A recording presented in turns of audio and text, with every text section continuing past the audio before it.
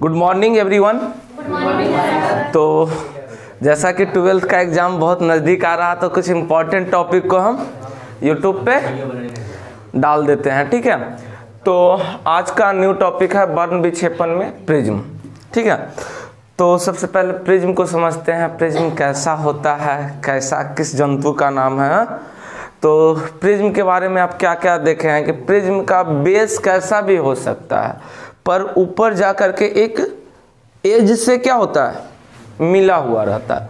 लेकिन just like pyramid की अगर बात करें तो पिरामिड में नीचे और ऊपर का शेप दोनों बराबर होता है। जैसा नीचे का शेप अगर नीचे सर्कुलर है तो ऊपर भी सर्कुलर, तो उसको हम पिरामिड बोलते हैं। प्रिज्म में हमेशा एक एजेस दूसरे एजेस से क्या होता है, मिला हुआ रहता है, ठीक है। जनरली आपको प्रिज्म इस तरह से देखने को मिलता है।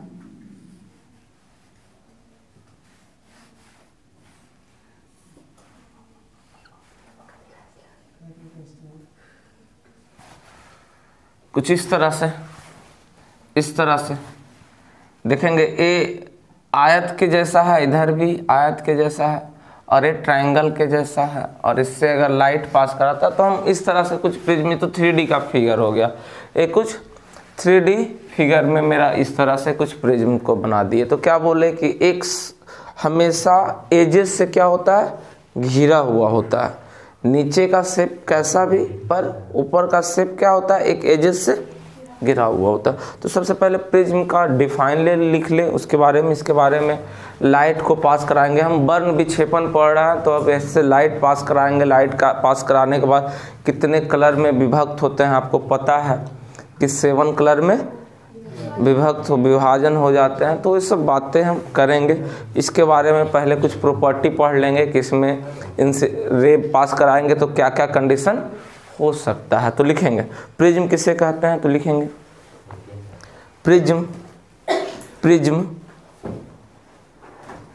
प्रिज्म उस समांगी पारदर्शी माध्यम को कहते हैं। प्रिज्म उस समांगी पारदर्शी माध्यम को कहते हैं जो पारदर्शी माध्यम को कहते हैं, कॉपी से छाप दो इधर से। माध्यम को कहते हैं जो किसी कोण पर झुके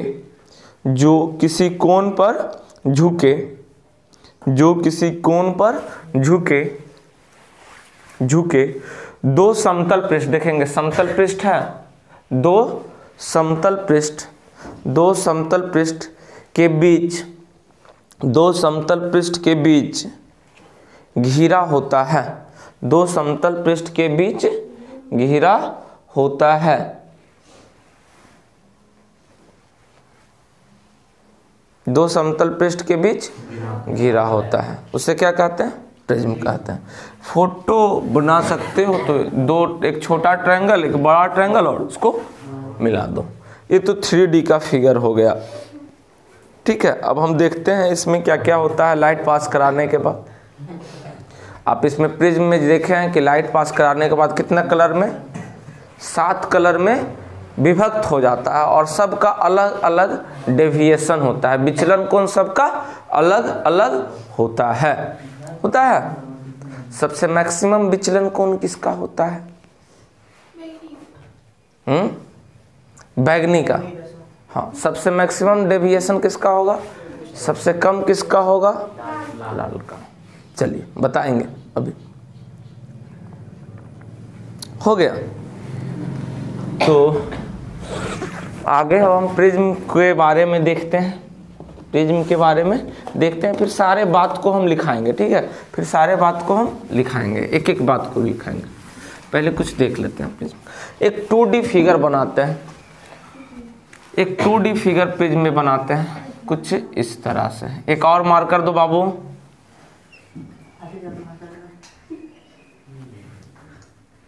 प्रिज्म क्या है, चल रहा है, प्रिज्म है, ठीक है। अब प्रिज्म से कोई लाइट इंसिडेंट कराएंगे। लाइट इंसिडेंट कराने के बाद इसमें क्या क्या घटना होता है देखते हैं। प्रिज्म से लाइट इनसाइड करवाने के बाद अगर हम यहाँ से लाइट इनसाइड कराते हैं, यहाँ से लाइट इनसाइड कराते हैं, तो सबसे पहले इधर मीडियम कैसा है, इधर एयर हो गया, इधर क्या है, इधर भी एयर है। तो इधर विरल माध्यम से सघन माध्यम में जब लाइट इंसिडेंट करेगा, विरल माध्यम से सघन माध्यम में लाइट इंसिडेंट करेगा तो नॉर्मल की ओर क्या होगा, झुकेगा।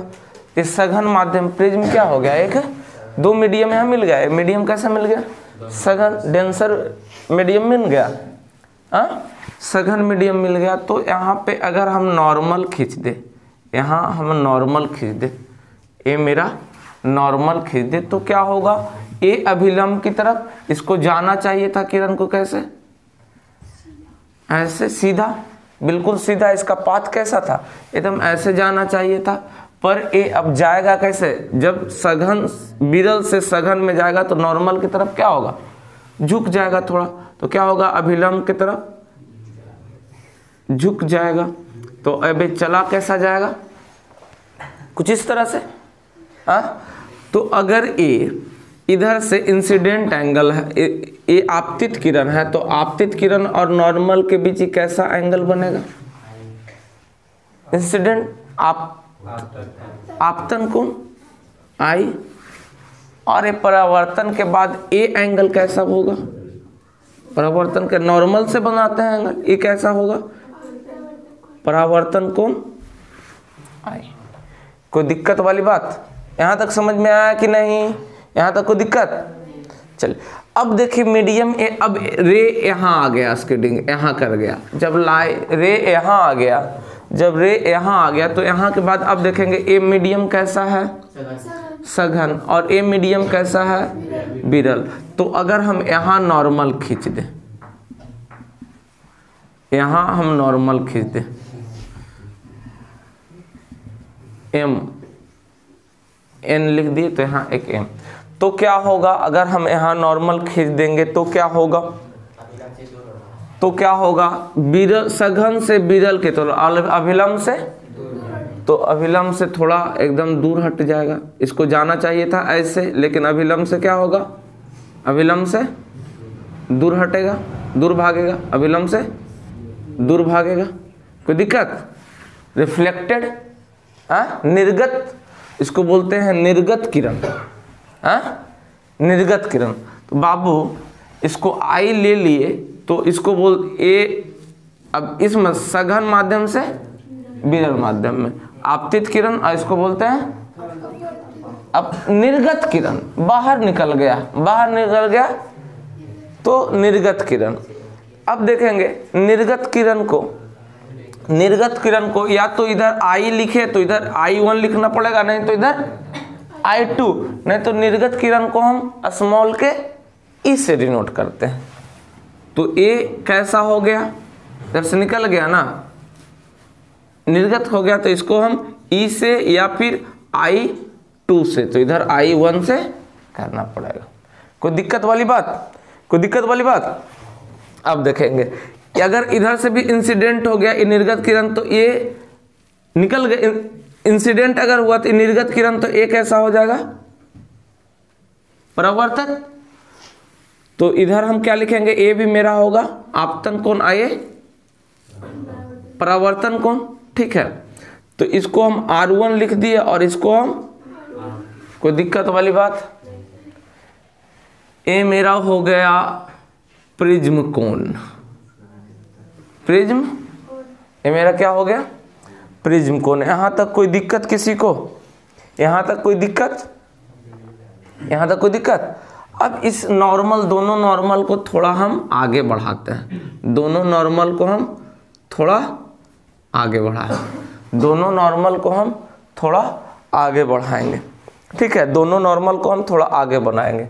तो एक कोण कितना बनेगा बउआ, देखो तो एक कोण कितना बनेगा, त्रिभुज के देखो तो ए त्रिभुज के तीनों एगो का कोण का मान कितना होता है, 180 डिग्री।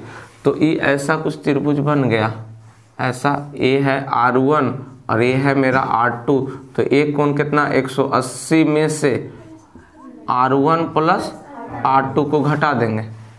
कोई दिक्कत वाली बात? कोई दिक्कत वाली बात? यहाँ तक कोई दिक्कत बोलेगा हाँ या ना? हाँ या ना? कोई दिक्कत? अब हम एक बोले हैं एक एंगल ऑफ डिविएशन क्या होता है, यहाँ से ध्यान देखेंगे एंगल ऑफ डिविएशन क्या होगा। देखेंगे यहाँ पे एंगल ऑफ डिविएशन का पूरा खेल है। एंगल ऑफ डिविएशन, किरण को जाना चाहिए था कैसे? कैसे जाना चाहिए था? पर चला गया कैसे? जाना चाहिए ऐसे, चला गया ऐसे, चला गया ऐसे, तो कैसे चला गया? ऐसे। देखो चला गया कैसे? ऐसे नहीं चला गया है? तो ये जो कोण बनता है, इस कोण को जाना चाहिए था ऐसे, चला गया ऐसे। हाँ देखो कितना इधर झुक गया, हाँ कितना। तो ये जितना झुकाव हुआ इस कोण को बोलते हैं एंगल ऑफ डिविएशन, इसको बोलते हैं विचलन कोण। जाना चाहिए था ऐसे लेकिन विचलित होकर कैसे चल गया? ऐसे चल गया। तो इस जो विचलन हुआ, किरण का जो विचलन हुआ, इसको बोलते हैं विचलन कोण, जिसको हम इस तरह से सूचित करते हैं, या फिर डी कैपिटल अच्छा डी से, डेविएशन मतलब डी से सूचित करते हैं। कोई दिक्कत वाली बात? यहाँ तक कोई दिक्कत? अब देखे आपको हम कुछ बताए थे, बउआ ध्यान से देखो, तो थोड़ा ध्यान से अगर हम देखते हैं तो ए एंगल बराबर एक टोटल एंगल हो सकता है, एकांतर कोण से ये एंगल इंसिडेंट इतना है, तो इसी से आगे बढ़ रहा, तो एक ए एंगल बराबर ए एंगल होगा। तो बाबू यहाँ से इसको हम क्या लिख सकते हैं? आई में से, ये टोटल आई में से आर घटा देंगे। कोई दिक्कत? तो इसी तरह से ई एंगल बराबर ई एंगल, तो यहाँ पे इसको लिख सकते हैं ई एंगल को क्या लिख सकते हैं? ई में से R2 को घटा देंगे, यहाँ R1 को घटा देंगे। देखो ऐसा,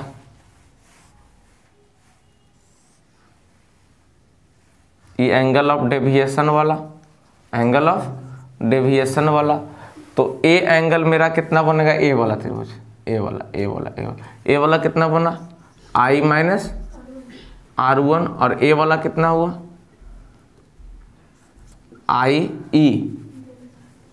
ई माइनस R2, या I2 माइनस R2 हो जाएगा। यहाँ तक कोई समस्या? यहाँ तक कोई एकदम लिखते ध्यान से लिखते जाएगा, ठीक है? यहाँ तक कोई समस्या नहीं होगा। तो एंगल ऑफ डिविएशन बराबर ए बराबर, एंगल ऑफ डिविएशन बराबर ए बराबर, तो हम कल के क्लास में भी बताए थे कि किसी त्रिभुज के बाह्य कोण अंदर वाले दो विपरीत कोणों के योग के, कल बताए थे, कल भी अच्छी पढ़ाए थे। तो एंगल ऑफ डिविएशन बराबर क्या हो जाएगा बाबू? विचलन कोण, जिसको आप बोलते हैं एंगल ऑफ डेविएशन, एंगल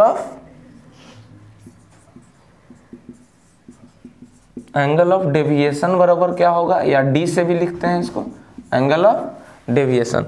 तो बहुआ एंगल ऑफ डेविएशन बराबर क्या होगा? देखो तो ई कोण के बराबर ये दोनों कोण हो जाएगा, दो विपरीत कोणों के योग के बराबर। तो I minus R1 plus E minus R2। यहाँ तक कोई समस्या, कोई शक? हाँ तो बाबू देखो तो इसको इधर, इसको अलग अलग कर दे, R1 R2 को एक जगह कर दे बउआ। I minus R1 plus E minus R2, इसको इधर कर दो, तो ये ऐसे कुछ हो सकता है, I प्लस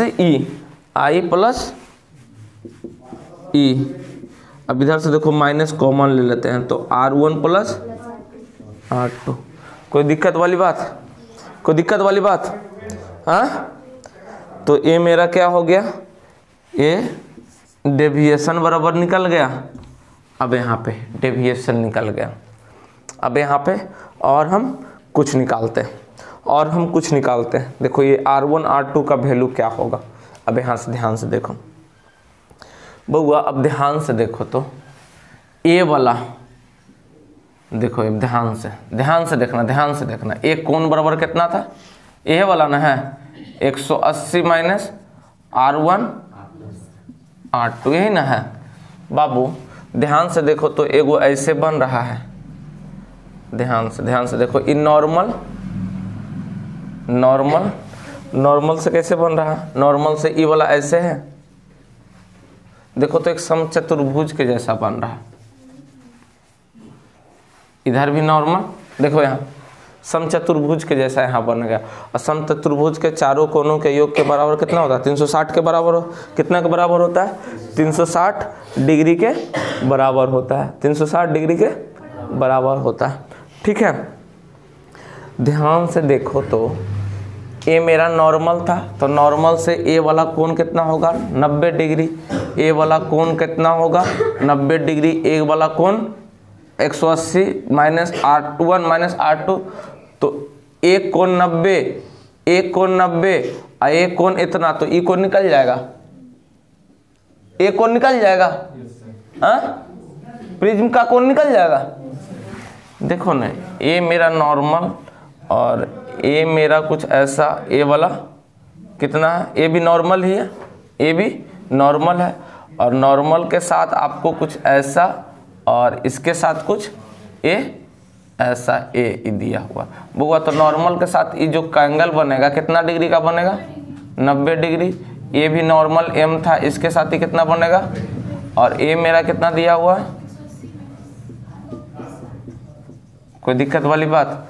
तो तीनों कोनों का, चारों कोनों का योग के बराबर कितना होता है, तो लिख सकते हैं A plus 90 degree plus 180 minus R1 plus R2 plus 90 बराबर 360। देखो तो बउआ, 90 90 180 और 180 360, इधर चल जाएगा तो कट जाएगा, तो ए 0 हो जाएगा। तो ए बराबर हम लिख सकते हैं R1 प्लस, कोई दिक्कत वाली बात है यहाँ तक? ए बराबर R1 प्लस R2 आ जाएगा। तो बाबू R1 R2 के जगह पे एंगल ऑफ प्रिज्म लिख सकते हैं। ए क्या है, एंगल ऑफ, ए क्या है, एंगल ऑफ प्रिज्म। ए क्या है मेरा दिया हुआ, एंगल ऑफ प्रिज्म बाबू रे। तो यहाँ पे डेविएशन बराबर हम क्या चाहिए, एक चीज़ और लिख सकते हैं। डेविएशन बराबर हम क्या लिख सकते हैं, डेविएशन बराबर हम क्या लिख सकते हैं, आई प्लस ई, इमर्ज निर्गत कोण है ये, ठीक है, माइनस ए लिख सकते हैं, कोई दिक्कत? ए एंगल ऑफ प्रिज्म है, ए एंगल ऑफ प्रिज्म है। इसको ऐसे भी लिख सकते हैं, डेविएशन बराबर इसको I1 प्लस I2 भी किताब लिखता है, ई को I2 भी लिख सकते हैं, तो इसको I1 मानना पड़ेगा।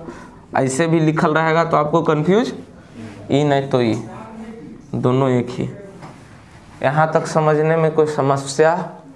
हाँ, तो डेविएशन समझ में, यहाँ डेविएशन पे पूरा प्रिज्म है, कितना डेविएट हुआ, कितना यहाँ से एक किरण पास किया तो 7 रंग में विभक्त हुआ, सबके लिए कितना डेविएशन हुआ, कितना कलर में डेविएशन हुआ, वो हम यहीं से सीखेंगे। यहाँ तक कोई समस्या है तो बोलो, कोई शक है तो बोलो, नहीं तो छापो, और इसके बाद इसके बारे में लिखाते हैं, छापो। चलिए अब इसमें कुछ बातें को हम लिखा देते हैं, ठीक है, क्या क्या इसमें घटना हुआ। उसके बाद एक एक क्वेश्चन देंगे जो आपके बोर्ड एग्जाम में उस तरह का क्वेश्चन, ठीक है, तो क्वेश्चन भी करना जरूरी है। तो इसके बारे में कुछ बात को आप लिख लीजिए, लिखिए, लिखेंगे। न्यूनतम विचलन कोण की स्थिति में, न्यूनतम विचलन कोण की स्थिति में, न्यूनतम विचलन कोण की स्थिति में, न्यूनतम विचलन कोण की स्थिति में, स्थिति में, स्थिति में, स्थिति में निम्न तथ्य, निम्न तथ्य, निम्न तथ्य, निम्न तथ्य हो गया। पहला लिखिएगा, पहला तथ्य, निम्न तथ्य, पहला तथ्य, आपतन कोण, आपतन कोण, आपतन कोण और निर्गत कोण एक दूसरे के क्या होते हैं? हाँ बोलो, लिखो। आपतन कोण और निर्गत कोण क्या होते हैं? बराबर होते हैं। आपतन कोण और निर्गत कोण बराबर होते हैं। पहला, आपतन कोण और निर्गत कोण बराबर होते हैं। लिख लिया। दूसरा तथ्य लिखो, दूसरा तथ्य, आपतित किरण, आपतित किरण और आपतित किरण और आपतित किरण और निर्गत किरण, आपतित किरण और निर्गत किरण, आपतित किरण और आपतित किरण और निर्गत किरण अपवर्तन पृष्ठ के समान, अपवर्तन पृष्ठ के समान कोण पर झुकी होती है, कोण पर झुकी होती है। पृष्ठ के समान क्या होती है? झुकी होती है। तीसरा, तीसरा तथ्य लिखेगा, तीसरा तथ्य लिखो। यदि यदि प्रिज्म के आधार, यदि प्रिज्म के आधार के, प्रिज्म के आधार के, यदि प्रिज्म के आधार के दो कोण बराबर हो, यदि प्रिज्म के आधार के दो कोण बराबर हो तो अपवर्तित किरण, तो अपवर्तित किरण, तो अपवर्तित किरण प्रिज्म के आधार के समांतर होती है। तो अपवर्तित किरण, तो अपवर्तित किरण प्रिज्म के आधार के समांतर होती है, प्रिज्म के आधार के समांतर होती है। चलिए, ये तो कुछ तथ्य हो गया इसका। अब देखो, प्रिज्म में हम क्या बोलते हैं कि कोई लाइट इंसिडेंट करेगा तो वो उसमें इंसिडेंट के बाद क्या होता है? आफ्टर रिफ्लेक्शन विभिन्न विभिन्न एंगल, डेविएशन एंगल में वो विभक्त हो जाता है। 7 रंग में कलर क्या होता है? डेविएट हो जाता है विभिन्न विभिन्न डेविएशन एंगल से। मतलब एक रे जाएगा तो इससे अब कितना, इस नॉर्मल से 7 गो रंग निकलेगा, जिसको हम क्या बोलते हैं? बीबी जी, क्या बोलते हैं? बेबी पढ़े हैं? 7 गो हुआ, 5 6 7। देखो अब देखो, प्रिज्म में किरण गुजरने के बाद सबसे बीच का जो कलर, ये बाद में कल लिखाएंगे, बीच का कलर कौन सा? ग्रीन। तो ये पूछता है कि इसके बीच का कलर कौन सा होगा? ग्रीन होगा। बीच का कलर कौन सा? कोई दिक्कत वाली बात? तो सबसे मैक्सिमम डेविएशन किसका होगा? देखो, सबसे नीचे सबसे मैक्सिमम डेविएशन किसका होगा? सबसे नॉर्मल से ज़्यादा डेविएशन एंगल पे कौन होगा? नीचे बी रहता है, बी आई, इस तरह से। ऊपर सबसे ज़्यादा आर होता है। तो मैक्सिमम डेविएशन किसका होता है? मैक्सिमम डेविएशन इसका। सबसे मिनिमम डेविएशन, जैसे जैसे नीचे आएंगे वैसे वैसे डेविएशन घटते जाएगा, डेविएशन कम होगा। जब डेविएशन ज़्यादा होगा तो इसका डेविएशन, इसका लेम्डा, लेम्डा के बारे में कल चर्चा करेंगे, लेम्डा के बारे में कल चर्चा करेंगे। इसका तरंगधर, मैक्सिमम डेविएशन तरंगधर क्या होगा? तरंगधर क्या होगा? सबसे कम होगा। मैक्सिमम डेविएशन होगा मतलब विचलन जिसका ज़्यादा होगा उसका तरंगधर क्या होगा? कम होगा। तो इसीलिए रेड का डेफिनेशन ऐसे नीचे धीरे धीरे आता है, धीरे धीरे कम होता है और यहाँ पे आकर के मैक्सिमम हो जाता है। यहाँ पे आकर के क्या होता है? मैक्सिमम होता है। तो सबसे अधिक तरंगधर मतलब सबसे अधिक दूर तक हम लाइट को इंसिडेंट कर सकते हैं, भेज सकते हैं। तो किरण कौन सा है? वेव लेंथ, मतलब उसका तरंग दैर्घ्य जो है सबसे ज़्यादा दूर तक कौन दिखाई दे सकता है? रेड। और बैगनी सबसे कम दूर तक दिखाई दे सकता है। कोई दिक्कत यहाँ तक? कोई शंका समस्या? इस पे एक क्वेश्चन दे देते हैं, एकदम बहुत अच्छे से क्वेश्चन आप लोग बनाइए। तो इंसिडेंट एंगल हम दे देते हैं, इंसिडेंट एंगल हम दे देते हैं 60 डिग्री। आई का वैल्यू हम दे दिए हैं 60 डिग्री। आई का वैल्यू हम कितना दे दिए? 60 डिग्री। और प्रिज्म का अपवर्तनांक दे दिए हैं, प्रिज्म का अपवर्तनांक दे दिए हैं, म्यू दे दिए हैं √3। तो आपको फाइंड करना है, तो आपको फाइंड करना है, तो आपको फाइंड करना है क्या चीज? निर्गत कोण। तो आपको क्या फाइंड करना है? निर्गत कोण और इसका डेविएशन, दोनों बताना है आपको। पॉज करिए वीडियो को और ट्राई करिए। चालू करो, चालू करो। अच्छा, जब इसका प्रिज्म का म्यू दिया हुआ है, प्रिज्म का म्यू दिया हुआ, इंसिडेंट एंगल दिया हुआ, तो देखो तो आपतन कोण की जगह परावर्तन कोण की जगह क्या होता है? Incident angle. और ये मेरा रिफ्लेक्टेड एंगल है, मेरा क्या है? रिफ्लेक्टेड है। तो यहाँ से स्नेल लॉ निकाल करके हम आर का वैल्यू निकाल सकते हैं किसी तरह से। स्नेल लॉ से, स्नेल का नियम से क्या होता है? म्यू ए इंटू साइन आई। पहला मीडियम इंसिडेंट का क्या है? एयर था इधर, आई विरल, आई सघन। तो यहाँ इसके लिए प्रिज्म के लिए म्यू पी लिख देते हैं बटे इंटू साइन आर। बहुआ रे यहाँ से एयर का म्यू का मान कितना होता है एयर के लिए?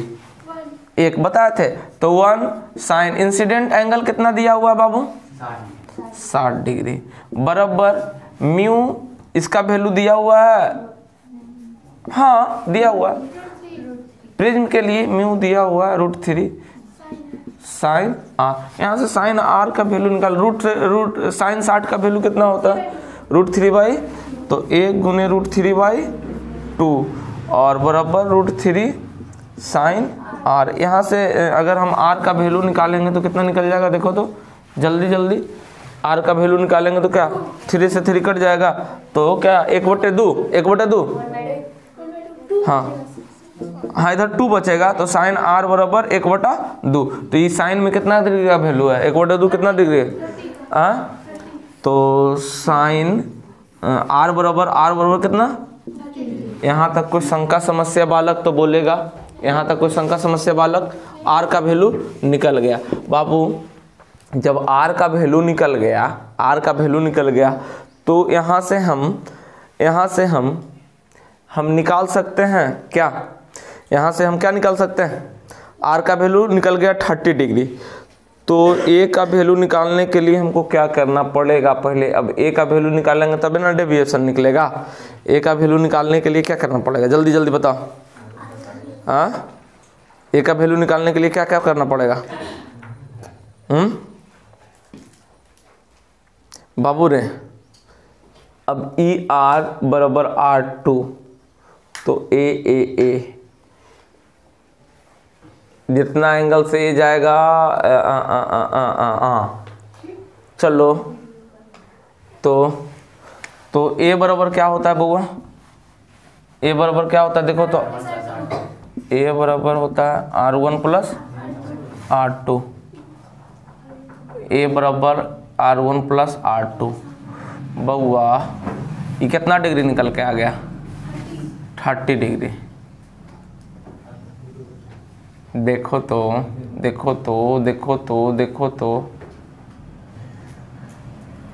अगर हम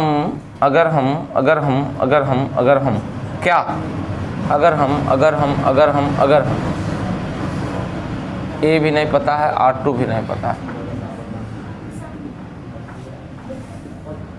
देखो तो ए कैसे निकलेगा? ए जल्दी बताओ कैसे निकलेगा? ए कैसे निकलेगा? ए कैसे निकलेगा? 60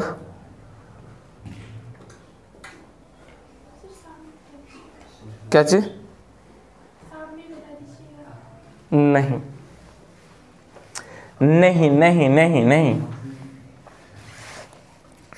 बउआ रे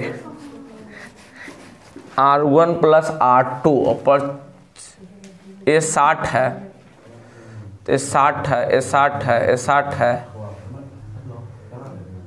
तो यहाँ R1 प्लस R2 आई हो गया 30, तो R2 बराबर 30 डिग्री। कोई दिक्कत? चलो आगे। अब यहाँ से R1 R2 निकल गया, R1 R2 निकल गया, तब हम निकाल सकते हैं। अब देखो तो ए भी 30, तो ए रिफ्लेक्टेड। अब यहाँ से देखो ए इंसिडेंट एंगल होगा, आपतित किरण परावर्तित, फिर यहाँ पर भी लगा सकते हैं। इसका वैल्यू हमारा दे रखा है, R2 का वैल्यू 30 बउआ। अब इसके लिए एंगल ऑफ प्रिज्म, इसके लिए स्नेल लॉ क्या होगा, angle of prism sine I, angle of prism sine I